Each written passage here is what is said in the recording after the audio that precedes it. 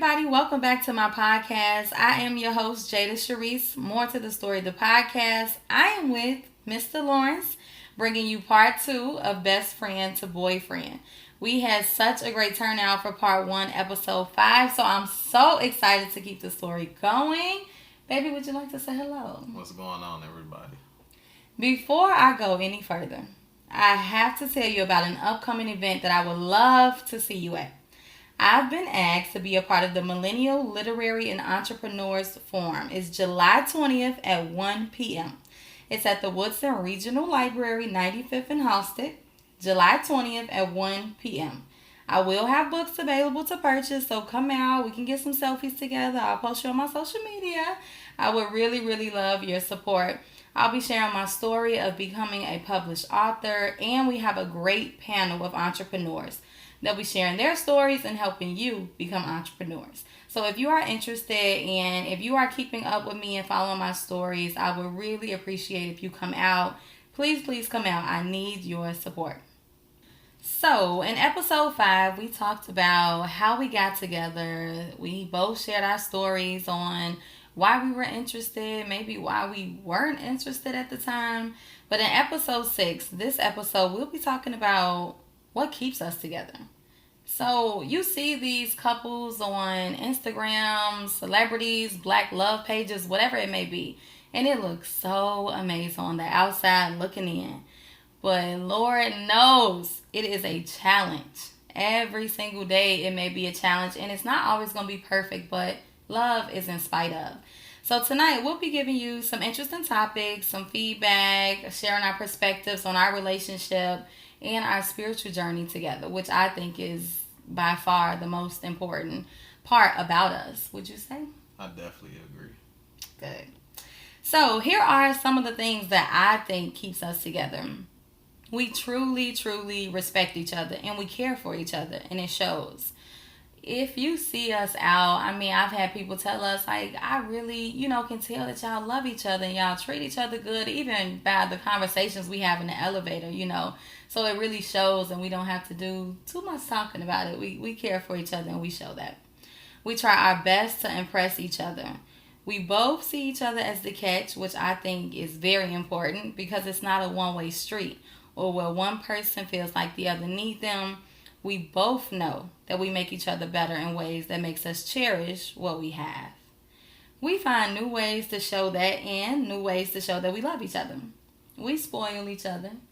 I probably spoil him more than he spoils me. That's a lie. Just kidding. But seriously, most importantly, we keep God first.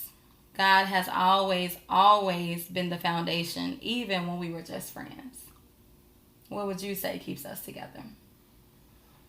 Compliments, expression of love, but let's just stick to the compliments part. Watching you in the bathroom sometimes, put on your eyeliner. Whenever you go out, you might do a dab of makeup here, blush, or whatever you want to call it. I don't know these female products, but it just doesn't stop there. Cooking, cleaning, seeing you spend time with the kids. It's the horizon of the compliments. It goes so far. And you want to always just be thankful, and just not from a physical appearance, because that's not what a relationship does. Like what your wife or your girlfriend, boyfriend, husband, whatever they're willing to do for you, you should always be thankful for what they're doing and just giving them compliments if they know how to cook, that is. You know how to cook, so I always compliment you on the food. I do season chicken better than you, though. I will give you that. Exactly. And you make that like once a year. Stop it. Chicken alone. Right. But that's a good point, compliments. I think that was, really one of your biggest points that you were making, the compliments. And I don't know if that comes from me expressing to you from my past, like I didn't feel cherished or I wasn't complimented, So do you think that that's where it comes from, or you just complimented me just because I deserve it, Not at all. I can care less about your past or what somebody else didn't do or did. I'm my own self, my own man. I look at it like... Say that, King. Okay, go ahead. I look at it like this. When you trying to get that woman and you realize what she's worth, you'll do whatever is willing to take to get her. And then once you got her, you got to keep her. So if it's expressing your love, complimenting her, or giving her no reason to doubt any past situation that you were in before you guys got together. Those the type of things that you have to always put out there. Right. What you did to get her is the same things you got to do to keep her. Exactly. So when we met, I know that I was a tough cookie, and I was going through some things and all that good stuff, but I was also at a point where I was looking for someone who was in church, because I was able to get out of the toxic cycle that I was in by going through church. I reached out to my cousin Jazz, and I was just like, help me. What do I need to read in the Bible? What do I need to pray to God about? So I was going to church every Sunday. I was reading the Bible and just trying to find peace. And also at the same time, I was building my relationship with God. So I was looking for that in somebody else. And I was hungry for the word, because in that point, I was just going through that whole process of going to church. And I was looking for somebody who would keep me afloat, like on the high, lifted with me. And I found that in you. But at first, it was just like, you came to the service station at work and we had our conversations, and you told me you go to church every Sunday. Mm-hmm. In my head, I'm rolling my eyes. Then you told me you read the Bible, and I'm just like, this boy is saying anything to get my attention. And it turned me off, and I was so wrong. And I'm sorry. I know I done said sorry plenty of times, but ladies, this shows you cannot read a closed book. You heard it here first. Jada Sharice, I quote, you cannot read a closed book. Meaning, I didn't know anything about him. And this is similar to, you can't judge a book by its cover. I had to get to know him to know what he was about. I had to get to know him to know what he would bring to the table. I had to understand where he came from and his past and his background. And I didn't do that at first. I was just like, boy, here you go. We got all this in common. I was wrong. Yeah. I was wrong. You were. I know at that time we were younger. I had dreads in my head. The first thing that you seen was a young black male just looking like he from the streets, ain't got no game to himself. But I was always good with like keeping it like that. Like, I liked it to be that person that was judged by his appearance. And not saying my appearance wasn't up to date. It's just, you see a person that working in hospitality or just your job, and you see like, well, he's black, he got dreads, even though you black, but it's just like, oh, he just look like somebody from the streets. And I never knew that you were into church. So when I said that, I read and pray and things like that, Yeah. It's like it was never to get you or anything like that. I was just telling you about my life. So I look at it like, I know that you apologized plenty of times for judging me, but that was just me speaking to you in general. It's like, this is what I'm about. If that was something that caught you, then that mean it was meant to catch you. Okay. So I just look at it and I smile to myself all the time, like, you ain't have no idea who you was dealing with back then. Right. But you see who you're dealing with now. Yeah, nobody but God, and I'm glad that we are together. And at the time, you were looking for somebody who was in church, right? You was looking for something different and, something that you wasn't used to. What were you looking for? And when we all go through those lonely phases in our lives, it could be 2-3 year just break up, or just you've been single for so long, or you can just got out of a relationship a month or two ago and you just want some type of love. I know that I was looking for somebody that I can just bond with, to be happy with, to talk about everything that I'm going through, that she's going through.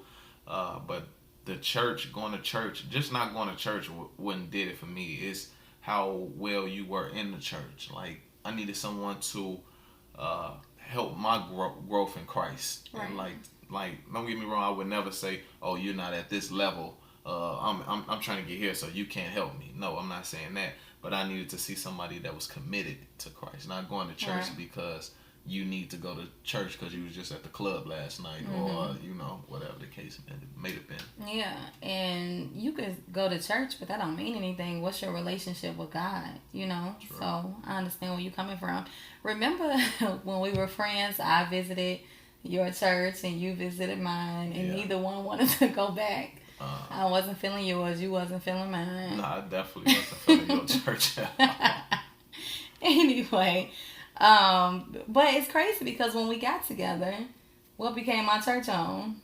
My church. Exactly. I loved your church. I was being spiritually fed, child. I joined, and I was even rebaptized. So God was saying, girl, go be with that man at church. And I did. Being in this relationship, it has really elevated me in Christ, and you touched on that too. And finally, I knew that I was in the right place with the right person, Yes. So, thinking back, oh man, remember you went MIA? It's not funny. I'm still dealing with that. Y'all, let me tell y'all something. When I tell you those tables turn, they do turn. I can admit that I was selfish at times. I wanted to always be in control because I wanted to be in control of my emotions. I had been in situationships and I've been hurt, so it's like, no more. So I'm going to do things how I want to do things, but it's not fair to the other person, and, we're going to get into that. But this point here is when Mr. Lawrence realizes his worth and he cut me off. He went MIA. And looking back, I respect him so much for that. At the time, I was heated. You remember we talked after, what was it, like a week or two? It might have been longer. And I think you finally answered the phone or something. And I was just like, where you been? What's the problem? Because you didn't tell me anything. And you was just like, bro, I'm not finna keep doing this. You remember? I definitely remember. Let's give the viewers a little spiel, but not too much of a spiel, especially for the new book that's coming out soon. Speak it. I know it was a challenge for you. Trying to be with someone that you liked that had kids, and he's showing you every single thing that a person that you wanted. As in, if I was single, and I gave you the time, I gave whenever you called, I answered the phone. I mean, it may not have been at that very, you called and I would call you back in a good time, or you text me, I responded back to your text. So things was a challenge for you. I just want to get the viewers to have a better understanding on why you were, hesitant. Yeah, exactly. I was scared. I know. I will also say that it was a challenge for me too. Trying to be with someone who didn't understand where I was coming from. Because mentally, I was saying to myself, I'm not on nothing. I ain't messing with my child's people or anything like that. It's like, I'm being real with you, but then here you are holding me back. And it's just like, no. Why was I holding back? You didn't tell the viewers that part. You were holding back because you... Not just because you had kids, but I had just got out of a situation that was terrible, and he had kids. Which is true. So I was scarred. Which is true, but I look at that situation a lot like that wasn't my fault. But you have, at the end of the day, you had every single right to feel that way. As in, you want to be hesitant, oh, I like this guy. I've been knowing him before. We knew each other before you got into that situation anyway. Yeah, and you have every right to feel like it wasn't your fault, because it's not, and it wasn't. And I've written about this before, that ladies, we can't blame every man for that one man's mistake. It's not fair. Yeah. So it took me a long time, almost 2 years, to be like, okay, give it a try. Because when I found out you had kids, I was just like, no, I just got out of that. I don't trust it. But that's another story. That's another episode. But it's really, really good. And ladies, look, we're going to talk about it. Go ahead. Sorry. No, we definitely going to talk about it. And I'm going to be a part of that conversation too. So I know that it took you a minute to come around. And then you finally came around until we got onto a better level as friends. But the feelings was there. And it was no coming back from those feelings. But I also would just say that what pushed me away from you was just not because of the kids. It was just me. I feel like I'm very discernment. Like I realized certain things. Like I felt at times it wasn't just the kids that were holding you back. It was your own self, as in like you wanted to do other things. And I'm not saying just relationship wise, but you still young. You trying to figure out yourself. Like I don't want to get into a relationship with a guy who has two kids, or because I just got out of one. You had every right to feel that way. But also as a man, we pick up on other things. Well, we should pick up on other things, as in, well, that's just not the case. She still want to be who, she still wants to be herself. Mm-hmm. And so I'm feeling at the same time, as in like, you know what, that's fine, but just don't lead me on in a way, as in you showing me you love me, or we go outside, we're holding hands, or you'll give me a kiss on my cheek. Like we had never did anything sexually, anything. Yeah. And so when I'm feeling that way, it could be a woman too in a situation, but it's like when you lead someone on, and it's like you still not committing. It's like, what are we doing here? Right. And so it's just like we can't be lovers with no title, or we're grown. Like we can't be lovers or not have that relationship where we're not doing anything else. So it's like, what are we doing? So it's like I had to pump the brakes. I had to put up a wall against you because I know how I felt, and then I felt like you were more in control of the situation because I knew you were there, wanted to be in a relationship, but I knew you were holding back too. Right. So I had to, you know what? Let me start responding back to this text message today. I'll respond back tomorrow or the day after or that phone call. Yeah. Oh, I remember. That's a really good point that you made, though, because it was me wanting to be in control of my emotions, in control of our situation, in control of our friendship, and if it would have been a relationship. Yeah. But as you said earlier, when we were, at dinner, you was just saying the chase got draining. So it was always you trying to prove yourself. Like, let me show her that I'm for real. Let me show her that she can trust me. Let me show her that I'm different from her past situation that was just before me. Let me show her that I'm not dealing with my kids' people. So it's just like you was always putting work in. And here I am giving. But at the same time, to a certain extent. So I'll give and then I'll pull back. And it's just like, bro, what are we doing? Yes. So I definitely understand why you pull back. And I mean, as a man, and you said this earlier, remember you were talking about men and worth, and what was it that you said earlier? Oh, just a man should know their worth just as much as a woman should know their worth. Right. A woman. That's powerful, baby. Thank you. Women are so strong and so powerful in so many ways on what women possess. Like without anything, a man is frustrated physically, sexually, mentally. Like women were meant to be on this earth with us. Yeah. But at the same time, man, we gotta know what's our worth in this world too, as in what we carry that a woman needs. A strong man, mentally, physically, someone that can lead them. Like women, it's in their nature to be guided from their man. It's just their nature. And when a woman detects that, she gets caught on to him and she wants that, and then she wants to continue to further on their relationship, and it goes into marriage.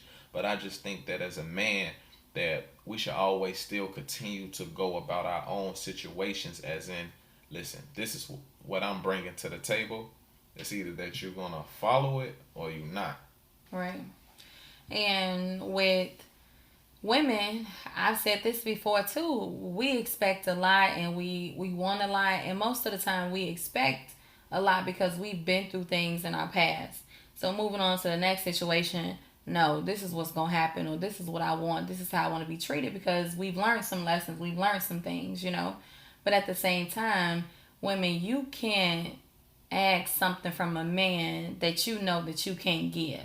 So you have to give, and it can be reciprocated. It's just like respect. You give it to receive it. Yeah. So anything that you're asking for from a man, you got to be giving that to him too. I agree. Remember when, oh man, I remember I wrote you that text, and I thought that I had it all figured out. I thought I was keeping it real, and I felt good about it. Like, let me just tell him why I don't want to be in a relationship with him, and this is what I want out of life, and X, Y, Z. And next thing I know, well, not even next thing, but a year or so later, I wrote you a 7-page letter. Remember that? On wanting to be with me. On why I wanted to be with you. How the task turn. We went from a text message like, no, I think we should just stay friends, blah, blah, blah. This is why I'm talking about a whole long text message. And then things changed, We had certain conversations, and like I said in the last episode, out of nowhere, I just felt like I want to be with him. Like, I'm in love with this man. Like, I do not want to be his best friend anymore. He is everything that I've been wanting in a man. He is perfect. He is ideal to me. So on his birthday in 2017, right? Yes. You tell me. Yes, 2017. I wrote him a letter, a 7-page letter. And I decided, you know what, I want to make this official because we were, vibing and everything. And it was like, okay, we started talking about commitment. But of course, he just like, what you talking about? Because you just sent me a text message of why you don't want to be with me. We've been friends this whole time. I know why you hesitant. I know why you holding back. And now you write me a 7-page letter telling me why you want to be with me. But that's why I did it. I knew he was going to be asking, why? Why now? Why you want to be with me? Where is this coming from? So I broke it down very nicely in a 7-page letter. That was part of his birthday gift. And I got you a Bible with your name engraved. I was on the road. He was. What did you think about the letter? Can you believe it? The letter caught me off guard. Everything else, the Bible, the bookmark. The bookmark. Oh, and I got you was it a picture frame or pictures or something that I had? Oh, I got you that photo album of us. Oh yeah, that was all of our pictures. That was very good. Oh, you did a lot of research for them pictures. Yeah, I did. So, what you think about the letter? When I first read the letter, I said to myself, like, she crazy, like. What's wrong with her? Like, I didn't know where this came from, like these feelings, because we had just fasted from each other. Remember the 30-day fast that we did? And we'll talk about that. That's coming up next. Yeah. There's always more to the story. Go ahead. But we fasted 30 days from each other. No talking, no texting, no anything. So we got back not cool, but we just got back into talking, but we were all still at a distance from each other. And then in September, it was just like, she wants to be with me. And it was like, she just be with you forever. I thought this was just some birthday attention. Like, she just wanted to be around me for my birthday, and she just, I wasn't going. Like, this letter meant everything, but I was not budging. Like, why? Why now? Why not last month, 2 months ago? Like, how did these feelings just come from out of nowhere? Like, something's not right. Something's not. You're not finna trick me. You're not finna bait me in. I'm not going. And this is when I saying, like, as a man, knowing our worth. So it's like I had that wall built up for my feelings. And so it's like there was nothing at that point of time that she could have did to sway me away to feel the way that I used to feel, as in just over the hill, so deeply in love. Every time I seen her, like, oh, there go Jada. Oh, man. You used to get butterflies. Like, yeah, I had those little feelings. But at this time, it was just like, when I seen this, like, what's going on? Like, just kept it cordial. Like, yeah, I loved her. But it was never that you could see it in his eyes. Like, she would have to deeply read me to see how I'm feeling. And she still wouldn't get it. I hated it. I called Tangi like, so you think he gonna want to be with me? I just wrote the letter. He not answering the phone. He being dry on the phone. Do you think he loved me? And she was just like, girl, he loves you. Yes, he want to be with you. And I was like, okay, that's all I needed. Yeah. Shout out to Tangi for that, because she definitely gave you a lot of inspiration, because you kept coming after that letter like 10 days straight. So what's up? Like, what's up? Are we together? Are we together now? It was just like, Are we together? How you feel today? Are we together? And it was just like, you for real? So do you want to be with me? Every night. Nah, not tonight. And we'll talk about it tomorrow. Yeah. Well, I didn't say we'll talk about it tomorrow, but she was just very persistent. I got you now. Yeah, you did. Mm-hmm. So fasting, you touched on it a little bit. This right here was the breaking point, the moment of no turning back, the moment that started the idea of commitment, for me at least, when we decided to fast. Baby, tell them why we decided to fast and what happened during our fast. What kind of fast was it? Well, it was a fast of no interaction with each other. No texting, no talking, no seeing each other's, no checking up on each other's, no Nothing. social media content as in liking anything. Well, I was off Facebook anyway. I'm always off Facebook. Uh, but just no interaction with one another. And it was a struggle almost like the first week and a half because it was just like, man, I haven't talked to her in a week and a half. It was strange, Yeah. but the more I got comfortable with it, and that's why I feel like my wall was already being built, but at the end of the fast, it was cemented where I wanted to be, and we did it because there was a lot of frustration going on, like mixed emotions. Right. Saying we love each other every single day, but knowing that we're not together, knowing we're not going home with each other, still, I mean, not still, but never having no sexual conflict with each other or anything like that. Like, It just didn't seem right. Like, exactly. It just what didn't. is going on? Yeah. And we've had our moments, but I would say, like, it's just times where it's just like, no, like pulling back from each other. You know, like we went out plenty of times, met each other's families, parents, and all these type of things that you would think like, yeah, she loves him. So when we, not to just go a little further, it's just like when our parents or family members sing, it's like, oh yeah, I knew y'all was gonna get together. Like they Right. sing it, so it's just like no one can tell us that we wasn't together. It was definitely an emotional roller coaster. I was going to sleep crying. And I just didn't understand, why am I crying over this man? Why am I crying over my best friend? But it was like, I was sad, but at the same time, I was just so confused. And I was an emotional wreck. Like, I love him. I really do. He treats me so well, even as friends, opening my doors and just pulling out my chairs and just respecting me and walking on the outside of the street, just things that I always wanted. And the conversations we had, the connection we had, it was like we were like magnets when we were around each other. And magnets as in holding hands, you know what I mean? Like, we would just always hold hands, and that was the most that we've done, for a while. But I couldn't figure out what I was supposed to do. Why am I so emotional about this man? And I was just like, obviously it's not supposed to just be your friend. And I was sad because I didn't know what to do, because I was so afraid. Like, this man has kids.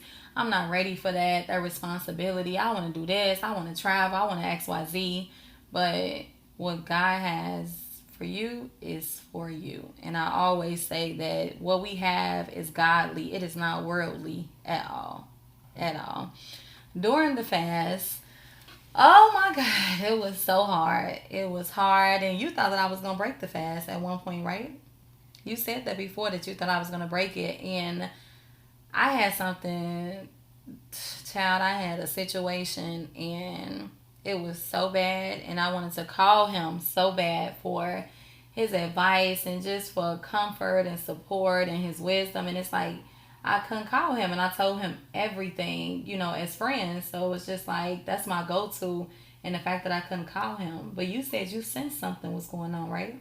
Yeah, exactly. So it was after the fast where I knew, okay, this is where I want to be. And it might have been like a week or two. We kind of had to get back in the swing of things, and it was a little dry for a little bit. For a little minute, it was dry, and it was kind of awkward. Like, do you still like me? And because you acting real different. But you said for you, the wall was up. Like, you knew for sure that you were over it, or No, it wasn't that I was over it, but I just wasn't entertaining it. really? Yeah. And you showed it 100%. Well, 75-80%, because you would still pull up when I asked you to. That's not true. You did pull up. But that was 2 times, and that was But probably you still like pulled in September up. or something like that. No, that was August when I had got back in town. Where did you go? To Arizona. Wow. Don't try and argue with me about this. Y'all, this is something personal with Arizona. We'll talk about that next time. But you pulled up is what I'm saying, though. So you was Next entertaining and you question, still please. loved me, didn't you? Yeah, I did. Oh, baby. Come on. Okay, okay, I quit. So for you, you wasn't entertaining it. But for me, it was just like, yep, this is it. Like 2 to 3 weeks, and I was like, I want to be with him. I was just like, yep, this is what I want to do. So after the fast, and the fact that I couldn't talk to you every day like I used to, and the fact that the vibe was off a little bit after the fast, those 30 days away from you made me realize that I don't want to spend another day without you. Not another day, another second, another hour, nothing. Even though, you had a tough shell after the fast, I knew that I had a lot to prove. So in the beginning, it was you trying to prove yourself. But at this time, I knew, okay, if you want to be with him, you got to show him that you want to be with him. You got to prove to him that you want to be with him. You got to prove to him that you for real and it's not just a phase, and you're not going to write another text message of why you don't want to be with him. So I knew after the fast that I wanted to be with you forever. Wow. Yeah. Good. You better hit. Baby. So we're going to wrap it up. We will always have more to talk about. Our story goes on, and we have grown so much together as individuals, career-wise, spiritually, and we've had a great, great journey, and I know it's going to continue with God, and I'm just super grateful and blessed to have someone like you who I just admire the way you pray over us and for our family, and just the way you lead us, mentally, physically, spiritually, financially. So I just thank you so much for always providing and being a man of God. You don't see that often, and I thank you for being who you are and always putting God first. I appreciate that. It takes a strong woman to back her king up. Yeah. With me, there's a lot of tempting that goes on in my mind. As just like being in the streets like I used to be. We ain't gonna speak on that. But We just rebuke that. yeah, and just being a better father. Just being supportive to the kids. I really appreciate that they love you very much. Just building that relationship that you didn't have. I know it was a challenge for them and with you. Right. So everything continues to grow. So that's what I mean when I was speaking on compliments. Like you watch and you observe things and you just thank you for that. Even though I'm not saying, oh, that's your job to do it. But if we're together, then you have expectations as well. Right. But you have to have expectations on the kids as well too. Mm-hmm. So it's just like when you see that relationship and your bond growing, it's just like it brings nothing but happy moments and feelings in my eyes. Yeah. So I just thank you for that. You're welcome. For cooking, cleaning. Man, we know, we do not like cleaning up. Obviously. Do not like clean. We clean up how we want to clean up when we want to clean it up. But it ain't good enough, so it's like we clean up again after y'all. It's just like forget it. Okay. I'm sorry. You're getting better though, right? Yeah. Because Are I do you? a lot of laundry. You've done laundry. Okay. All right. This is the end. Y'all, Let me finish. thank you. Oh, go ahead. No, go ahead. No, go ahead and finish. Thank you so much for tuning in. It has been a great, great, great episode, even going back to episode 5. So, baby, I thank you for sharing your stories and your perspectives and giving feedback. And y'all, he is very, very shy, so I'm so proud of him. And I thank you for opening up and, sharing things with our listeners and those who support us. Would you stop playing? Thank you for being here. House Hill Media, thank you for always hosting. To all of my supporters and those who follow my stories and those who have purchased Brokenness That Made Me Whole, thank you so much. You encourage me. You motivate me. I need you. Thank you for the feedback. Thank you for your support. Remember, July 20th at 1 p.m. You can find more information on my social media. Until next time, there's always more to the story. Baby.